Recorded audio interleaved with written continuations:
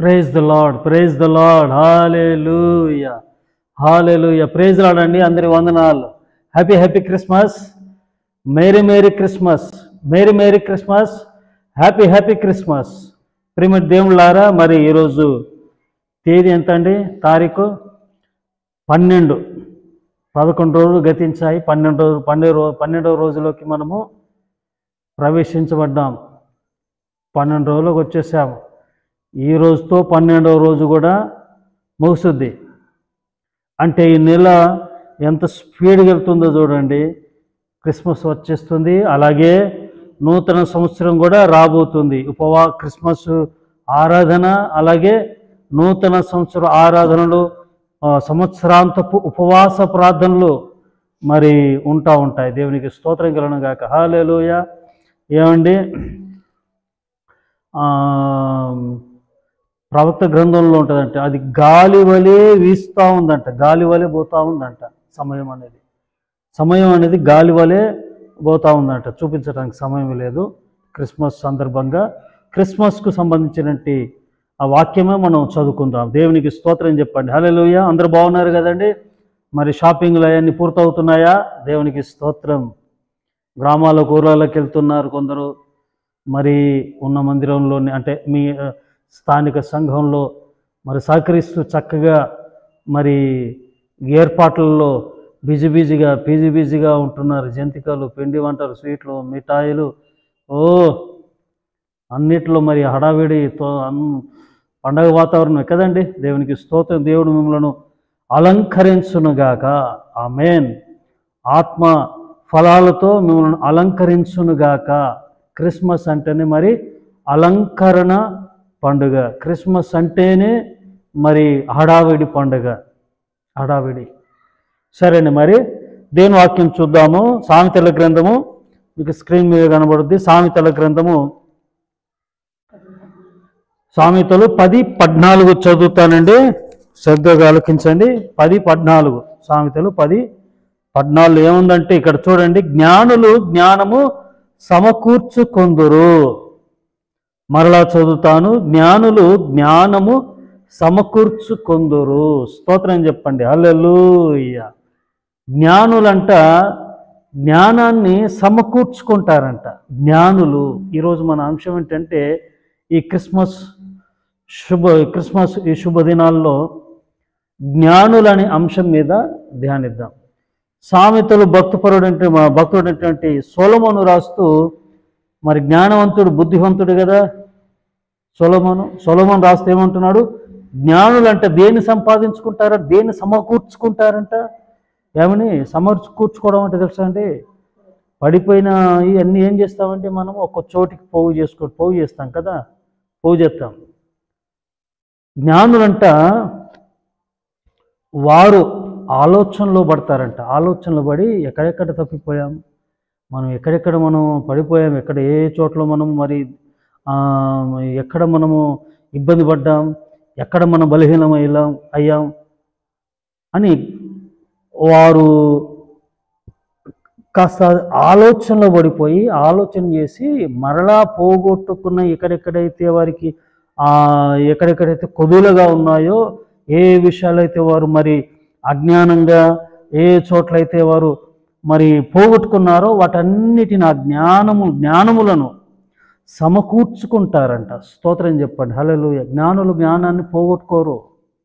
జ్ఞానులు జ్ఞానంగా బ్రతుకుతారు. జ్ఞానులు జ్ఞానాన్ని సమకూర్చుకుంటారు. మరి ఈరోజు జ్ఞానులు అని మనం చదివాం కదా. జ్ఞానుల గురించి చూద్దాం, గబగబా చూద్దామండి. దేవునికి స్తోత్రం కలుగునుగాక. హల్లెలూయా. చూడండి, మత్తయి సువార్త 2వ అధ్యాయం 1 నుండి చదువుదాం. మత్తయి సువార్త 1వ అధ్యాయము 1 నుండి నేను చదువుతాను. సమయం చాలా విలువైంది కాబట్టి. సామెతల గ్రంథము 2వ అధ్యాయం 1 నుండి చదువుతాను. రాజైన హేరోదు ఆ దినములందు యూదా దేశపు బెత్లెహేములో యేసు పుట్టిన పిమ్మట, ఇదిగో తూర్పు దేశపు జ్ఞానులు యెరూషలేమునకు వచ్చి, యూదుల రాజుగా పుట్టినవాడు ఎక్కడ ఉన్నాడు, తూర్పు దిక్కున మేము ఆయన నక్షత్రమును చూచి ఆయనను పూజింపవచ్చితమని చెప్పిరి. హేరోదు రాజు ఈ సంగతి వినినప్పుడు అతనితో కూడా యెరూషలేము వారందరూ కలవరపడిరి. ప్రియమైన దేవులారా, రాజైన హేరోదు దినములందు యూదయ దేశపు బెత్లెహేములో యేసు పుట్టిన పిమ్మట ఏంటండి, హేరోదు కాలములో యేసుక్రీస్తు పుట్టిన తర్వాత జరిగిన సంఘటనలు ఇవన్నీ. ఏమని వింటున్నారా? యేసుక్రీస్తు పుట్టిన తర్వాత జరిగిన సంఘటనలు. మరి హేరోదుకు తెలియదు, ఎవరికీ తెలియదు. వింటున్నారా? ఎవరికీ తెలియదు.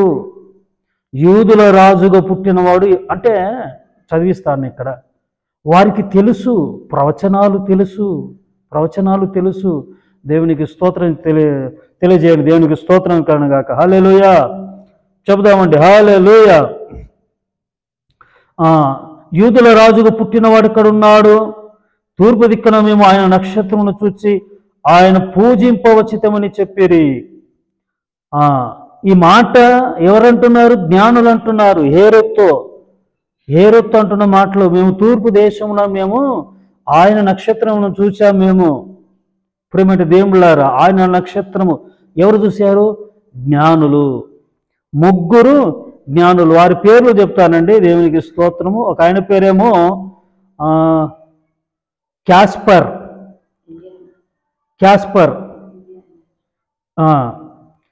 ఒక ఆయన పేరేమో క్యాస్పర్, ఇంకొక ఆయన పేరేమో మెల్ఖైర్, ఇంకొక వ్యక్తి జ్ఞాని పేరేమో బెల్తాజర్. ఈ 3 జ్ఞానులండి. 3 దేశాల నుండి 3 జ్ఞానులు, తూర్పు దేశపు జ్ఞానులు. వింటున్నారండి?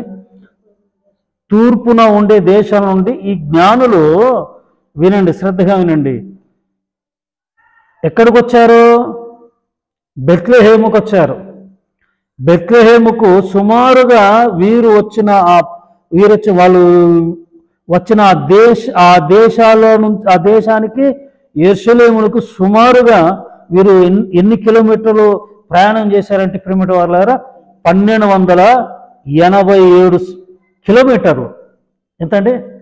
1280 కిలోమీటర్లు ప్రయాణం చేశారు. వీరిని ఆస్ట్రాలజర్స్ కూడా అంటారు. దేవునికి స్తోత్రం కలుగుగాక. హల్లెలూయా. వీరి జ్ఞానులు, ఖగోళ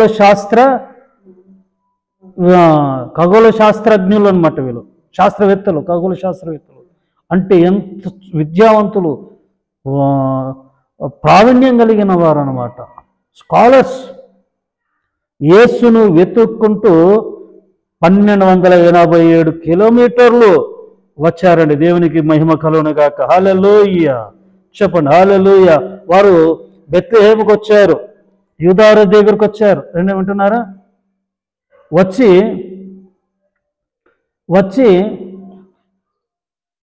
వచ్చి ఏమంటున్నారంటే, యూదుల రాజుగా పుట్టినవాడెక్కడ ఉన్నాడు, ఆయనను మేము పూజింప వచ్చితిమి. దేవునికి స్తోత్రం చెప్పండి. హల్లెలూయా.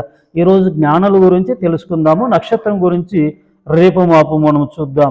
ఈ మాట విన్నాడు హేరోదు రాజు. యూదులకు రాజుగా పుట్టినవాడు, యూదులకు రాజు నేను కదా, హేరోదును కదా, నేను కదా, కలవరపడ్డాడు. అయితే ఇక్కడ గొప్ప విషయం ఏంటంటే, అక్కడున్న యెరూషలేములో ఉన్న వారందరూ హేరోదు రాజు కూడా కలవరపడ్డారు. అయితే వీరికి ప్రవచనాలు తెలుసు. యూదులకు రాజుగా పుడతారన్న విషయం వీరికి తెలుసు, ప్రవచనాలు తెలుసు. దేవునికి స్తోత్రం చెప్పండి. హల్లెలూయా. అక్కడ చదువుతూ, కాబట్టి రాజు ప్రధాన యాజకులను, ప్రజలను, శాస్త్రులను అందరినీ సమకూర్చి క్రీస్తు ఎక్కడ పుట్టునని వారిని అడిగాను. అందుకు వారు, యూదయ బెత్లెహేములోనే. ఏలైనగా యూదయ దేశం బెత్లెహేమ, నీవు యూదా ప్రధానంలో ఎంత మాత్రము అల్పమైన దానవు కావు. ఇశ్రాయేలును నా ప్రజలను పాలించు అధిపతి నీలో నుండి వచ్చునని ప్రవక్త ద్వారా రాయబడి ఉన్నది కదా. ఆల్రెడీ పాత నిబంధనలు రాయబడింది. ఇదంతా ఈ విషయం తెలుసు. స్తోత్రం చెప్పండి. హల్లెలూయా. ప్రవక్త గ్రంథాల్లో రాయబడిన విషయాలు, ప్రవచనాలు తెలుసు. అంతటా ఏ రోజు ఆ జ్ఞానం రహస్యంగా పిలిపించి ఆ నక్షత్రం కనబడిన కాలము వారి చేత పరిష్కారముగా తెలుసుకొని, ఈ లోతుగా వెళ్ళాలంటే మరి ఇక్కడ పరిష్కారముగా తెలుసుకొని ఏంటండి, లోతుగా తెలుసుకున్నాడు. వాటికి పరిష్కారం ఏంటో పరిష్కారంగా తెలుసుకున్నాడంట. తెలుసుకొని ఏం చేశాడండి, రహస్యంగా మీటింగ్ పెట్టాడు వారితో, జ్ఞానులతో మీటింగ్ పెట్టి. చూడండి, అంటే హేరోదు విషయం కూడా నేను తర్వాత మాట్లాడతాను. మరి క్రిస్మస్లో ఇదొక నిజంగా కదండి, ఒక స్లాట్లో ఉంది కదా. ఏంటంటే ఒక స్లాట్ అంటే ఇది ఒక స్లాట్లో క్రిస్మస్, గుడ్ ఫ్రైడే, ఈస్టర్ ఇవన్నీ ఒక స్లాట్లో ఉంటాయి కదా. క్రిస్మస్ అనేది కూడా ఒక స్లాట్లో ఉంది. అందులో స్లాట్లో పాత్రలు కూడా ఉన్నాయి కదా. విలన్ ఉన్నాడు. ఇప్పుడు హేరోదు ఎవరు? విలన్ కదండి. ఇప్పుడు జ్ఞానుల గురించి మనము ధ్యానిస్తున్నాం కాబట్టి చూడండి, ఆ జ్ఞానులను పిలిపించి రహస్యంగా మంతనాలు పెట్టి పరిష్కారం తెలుసుకొని, మీరు వెళ్ళి ఆ శిష్యుని విషయమై జాగ్రత్తగా విచారించి తెలుసుకొనగానే నేను వచ్చి ఆయన పూజించినట్లు నాకు వర్తమానము తెండని చెప్పి హేరోదు గురించి తర్వాత నేను చెప్తాను. ఇవన్నీ మతలబు ఏంటో చెప్తాను. బెత్లెహేమునకు పంపెను. ఏం చేశారండి? బెత్లెహేమునకు పంపెను. జ్ఞానులు ఎక్కడికి వచ్చారు? యెరూషలేముకి వచ్చాడు. యెరూషలేములో ఉంటుంది హేరోదు రాజు వద్దకు వచ్చారు. అక్కడ నుండి మళ్ళీ ఈ జ్ఞానులు ఎక్కడికి వెళ్ళారు? బెత్లెహేముకి వెళ్ళారు. ఏం చేశారండి? బెత్లెహేము పంపించి వారు రాజు మాట విని బయలుదేరిపోతుండగా, ఇదిగో తూర్పు దేశంలో వారు చూచిన నక్షత్రం ఆ శిశువు ఉన్న చోటికి మీదుగా వచ్చి నిలిచి వరకు వారికి ముందుగా నడిచాను. వారు ఆ నక్షత్రం చూచి అత్యానంద భరితుల ఇంటిలోకి వచ్చి నక్షత్రం గురించి కూడా నేను మాట్లాడతాను తర్వాత. తల్లి అయిన మరియను ఆ శిష్యును చూచి సాగిలపడి ఆయనను పూజించి తమ పెట్టెలు విప్పి బంగారమును, సాంబ్రాన్ని, బోలమును కానుకలుగా ఆయనకు సమర్పించి తర్వాత హేరోదు వద్దకు వెళ్ళవద్దని స్వప్నమందు దేవుని చేత బోధింపబడిన వారు మరి ఒక మార్గమున తమ దేశమునకు వెళ్ళిరి. మరలా ఎన్ని కిలోమీటర్లు వెళ్ళారండి? 1287 కిలోమీటర్లు మరలా ప్రయాణం చేశారు. 1287 ఇంటూ ప్లస్ 1287 ఎంత అవుతుందండి? లెక్కించండి, లెక్క పెట్టండి. మరలాని కిలోమీటర్లు రిటర్న్ వెళ్ళారు. దేవునికి స్తోత్రం చెప్పండి. హల్లెలూయా. చూడండి, యెరూషలేము నుండి జ్ఞానులు ఏం చేశారు? మరలా బెత్లెహేముకి వెళ్ళారు. వారు యేసు బాబును చూచి ఆయన పూజించి ఏం చేశారండి? బంగారమును, సాంబ్రాణిని, బోలమును. బంగారం పెట్టారు. బంగారం ఎంత విలువైందండి? మేలిమి బంగారం. ఎక్కడ ఉపయోగించారు? ప్రత్యక్ష గుడారములో ఉపయోగించారు. అంటే దేవుడు కోరుకుంది అది. దేవుడు ఇష్టపడి నా మందిరములో బంగారం కంటే విలువైంది ఏది లేదు కదా. ఉందా అండి? బంగారం తర్వాతే మిగతాయి కదా. వజ్రాలు అవి ఉండొచ్చునవి కానీ, రత్నాలు వజ్రాలు అవి ఉన్నాయి కానీ చెప్తున్నాను, బంగారం తర్వాతనే వెండి కదా. ఏంటండి? బంగారం తర్వాతనే మిగతావి. బంగారమును మేలు బంగారం దేవుడు కోరుకొని ప్రత్యక్ష గుడారంలో ఆ ఉపకరణాలన్నిటినీ జయించాడు దేవుడు. బంగారము దేనికి సాదృశ్యం అంటే రాచరికానికి సాదృశ్యం. రాజరికానికి సాదృశ్యం. ఆ బంగారును సమర్పించారు. అలాగే సాంబ్రాణిని ఏం చేశారంటే సాంబ్రాణి, అలాగే బోలమును సమర్పించారు. సాంబ్రాణి దేనికి గుర్తు అంటే యాజకత్వానికి ధూపం వేస్తారన్నమాట. ఆ సాంబ్రాణితో ధూపం వేస్తారు. స్తుతి. యేసుక్రీస్తు స్తుతులకు పాత్రుడు. స్తోత్రం చెప్పండి. హల్లెలూయా. మూడవది ఏంటంటే బోలము. ఏంటండి? బంగారము, సాంబ్రాణి, బోలము దేనికి సాదృశ్యం అంటే శిలువ మరణానికి సాదృశ్యము. బోలము మరి ఒక నిమిషం అండి. బోలము కూడా మరి పరిమళ వాసనకు వాడతారనమాట. అదొక ఏమంటారండి, గమ్ములా ఉంటుంది అనమాట. ఒక బంక లాంటిది అనమాట. అది కూడా స్మెల్కు వాడతారనమాట. సువాసనకి, పరిమళ సువాసనకి వాడతారు. అది దేవునికి స్తోత్రం చెప్పండి. హల్లెలూయా. అంటే యేసుక్రీస్తు ఆయన రాజు. బంగారం దేనికి సాదృశ్యం అండి? రాచరికానికి సాదృశ్యము. సాంబ్రాణి దేనికి సాదృశ్యమో యాజకత్వానికంటే ఆయనే ప్రధాన యాజకుడు. మూడవది బోలం అంటే శిలువ త్యాగానికి, అలాగే పరిమళ సువాసనకి ఆయన సాదృశ్యమై ఉన్నాడు. దేవునికి స్తోత్రం చెప్పండి. హల్లెలూయా. చూడండి, ఒక వాక్యం నేను చదివిస్తాను. దానియేలు గ్రంథము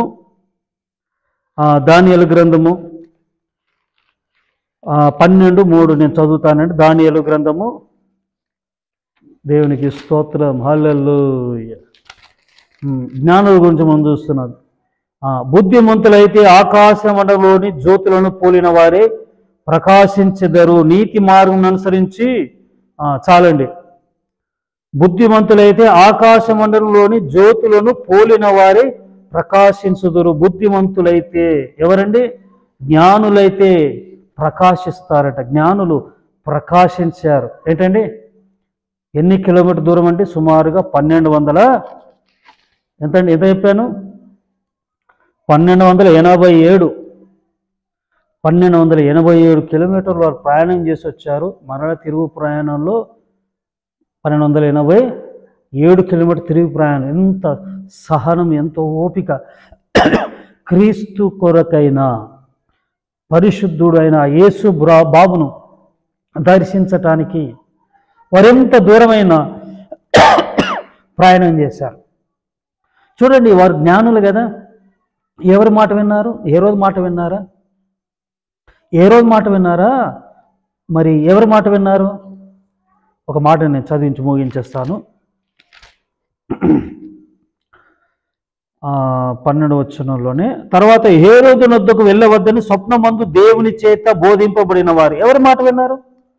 వాడేమంటున్నాడు? నా కాడికి రండి, నేను పూజించినట్లు ఆయనని, నాకు ఆ వర్తమానం ఎక్కడ పుట్టాడు, ఏం చోట అనేది తెలియజేయి, వచ్చి నేను కూడా పూజిస్తాను కుయుక్తితో. ఒక విషయం అండి, ఇంకో విషయం నేను చెప్పడం మర్చిపోయా. వాళ్ళు వచ్చే కల్లా యేసుబాబు ఎక్కడున్నారో తెలుసా అండి? ఒక ఇంట్లో ఉన్నాడు. అంటే 2 సంవత్సరాల వయసు కలిగిన యేసయ్యను చూశారు. దేవునికి స్తోత్రం. వాళ్ళు వచ్చేసరికి 2 ఏళ్ళ బాబు యేసయ్య. స్తోత్రం కలిగిన గాక. అక్కడ ఉంటుంది, చూపిస్తాను, నేను ముగించేస్తాను. వారు నక్షత్రం చూచి అత్యానంద భరితులై ఇంటిలోనికి వచ్చి, ఎక్కడ ఉన్నారు ఇప్పుడు? పశుల పాకలో లేరు, ఇంట్లో ఉన్నారు. ఇంటిలోకి వచ్చి తల్లి అయిన మరియను ఆయన శిష్యుని చూచి సాగిలపడి ఆయనను పూజించి కదా, ఆయనను పూజించారు.